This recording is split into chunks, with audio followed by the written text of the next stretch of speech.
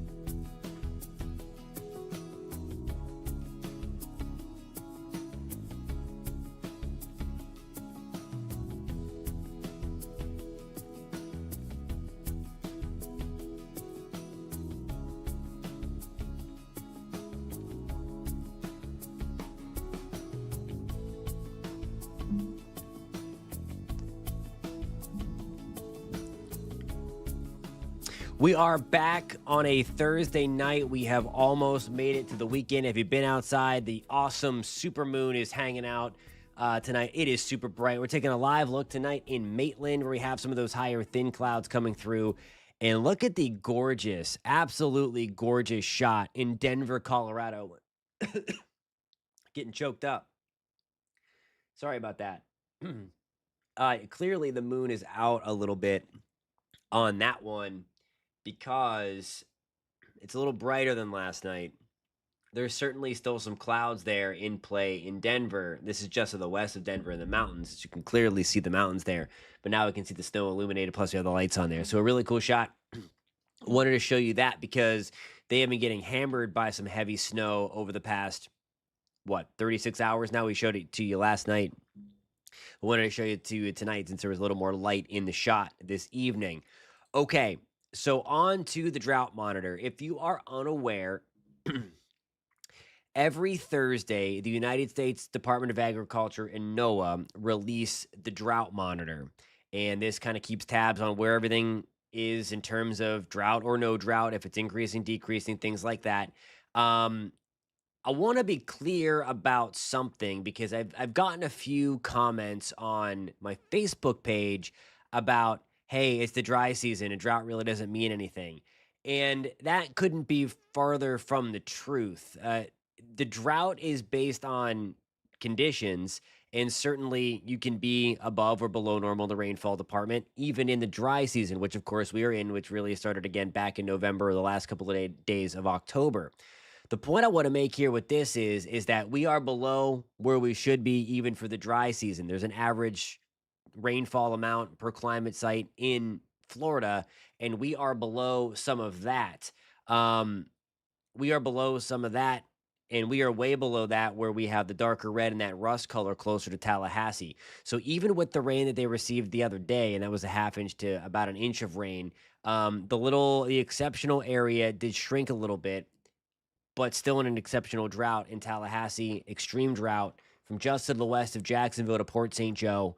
And what expanded for Central Florida is right in Marion County, the northern nub, northwest of Ocala, is now officially in a severe drought, that kind of orangey color. The beige color also expanded a little bit closer to Ocala. Denellen, we are involved in that as well. And then the rest of the color on the screen, mainly west of Orlando, again, really taken through the I-75 corridor, down through a lot of Lake County. That is where it's abnormally dry. So not technically in the drought just yet, just abnormally dry. Certainly we could use some rain, and I do think we are going to get relief.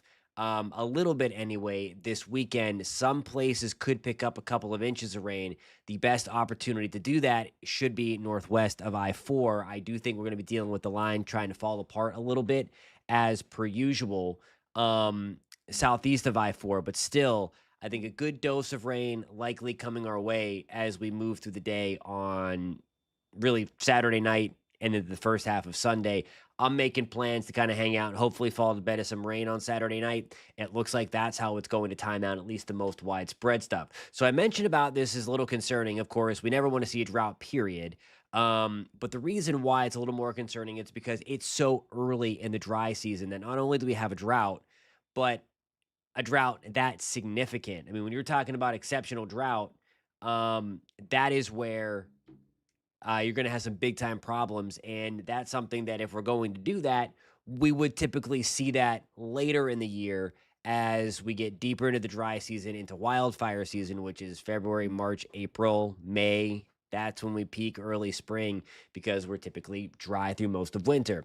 It's pretty much following a straight up La Nina pattern. I showed you last night the cold. I'll show you that again to kind of pretty much put this map into real life numbers or real life area.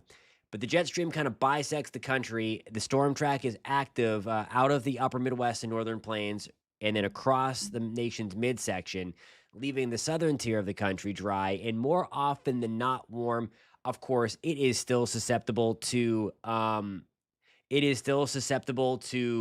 the kinks in the jet stream. We've seen that already 3 times with some pretty decent blasts of cold air coming into Central Florida. But boy, it is pretty much a La Nina pattern where the cold air is locked into the north and into the northeast, and it is fairly warm in Florida. I mean, 65 in Orlando, 73 in Miami, and then compare that to the teens in Pittsburgh, Detroit, Portland.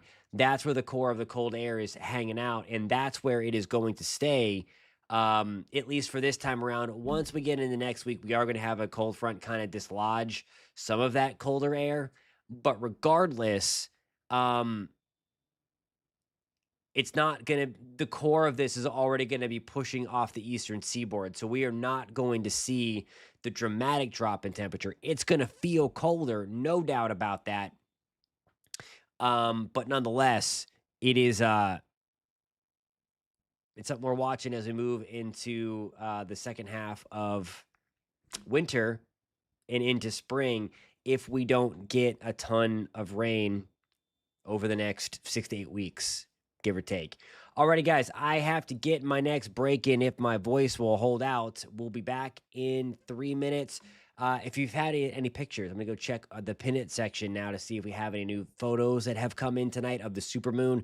Click orlando.com/pins or on the free News 6 weather app. You can download that, submit it to Pin It, and we'll be right back.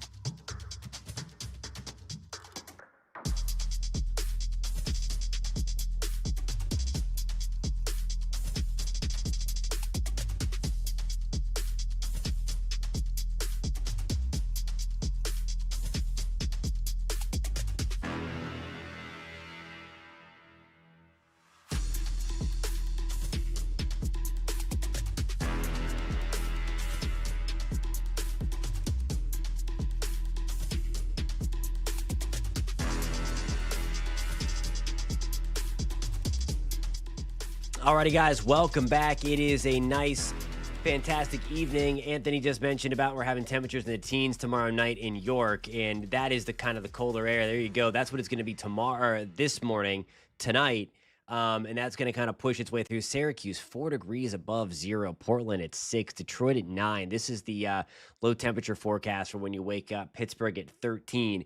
It is quite cold for this time of the year. I mean, again, it's the north. It's supposed to be cold, but it's a little early for single digit temperatures without the wind involved for sure. And that is something that is going to be, they're going to be dealing with for at least the next 2 days, and then they'll start to pull out of it a little bit. Some of that colder air works its way down here for the weekend as we go on a mini roller coaster ride as well. Alrighty, guys, that about does it for the show this evening. We are up in a few minutes. I'm going to show you the very latest data when it comes to the rainfall potential in Central Florida this weekend. I think Saturday it gets wet late. Sunday, it might get on the wetter side early. We are going to time in that cold front and talk about the potential for rain again as we watch that front for your plans this weekend. Now, there's a lot of events going on across the board because of the holiday coming up. Those holiday events are in full swing. We got you covered. We're going to break that down for you. That's coming up at about 10:15, give or take. New 6 at 10 is going to start, of course, right at 10 o'clock, and we will be there for you to break it all down. Of course, we'll be right back here in the chair to wrap up the week that was tomorrow, Friday, 9:30. We'll see you then. Thanks so much for being here, guys. Catch you soon.